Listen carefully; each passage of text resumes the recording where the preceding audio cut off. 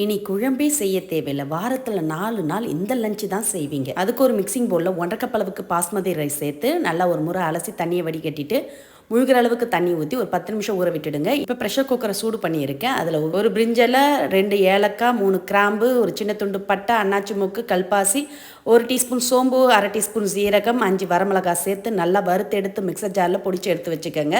இப்போ அதே ப்ரெஷர் குக்கரில் 2 டேபிள் ஸ்பூன் நெய், 2 டேபிள் ஸ்பூன் எண்ணெய் ஊற்றி சூடானதும் 2 மீடியம் சைஸ் உருளைக்கிழங்கு தோல் சீவிட்டு கொஞ்சம் பெருசாகவே கட் பண்ணி சேர்த்துக்கங்க. கூடவே 1/2 கப் அளவுக்கு உரிச்ச பட்டாணியும் சேர்த்து நல்லா எண்ணெயில் வதக்கி எடுத்து ஒரு பவுலில் மாற்றி எடுத்து வச்சுக்கோங்க. மீதமுள்ள எண்ணெயில் 1/2 டீஸ்பூன் சோம்பு, 1/2 டீஸ்பூன் சீரகம் சேர்த்து நல்லா பொரிஞ்சதும் 2 வெங்காயம், 2 பச்சை மிளகா எல்லாம் கீறி வதங்கின பிறகு இதில் வறுத்தரைச்ச மசாலாவையும் சேர்த்து கலந்துட்டு 1/2 கப் அளவுக்கு தயிர், 1 கைப்பிடி அளவுக்கு புதினா நல்லா சேர்த்து வதக்கிட்டு இதோட 3 கப் அளவுக்கு தண்ணீர் அளந்து ஊற்றிக்கங்க. கூடவே 1 டீஸ்பூன் உப்பும் சேர்த்து நல்லா கலந்து கொதி வந்ததும் ஊற வச்ச அரிசியை வடிகட்டி சேர்த்துட்டு இதோட வதக்கி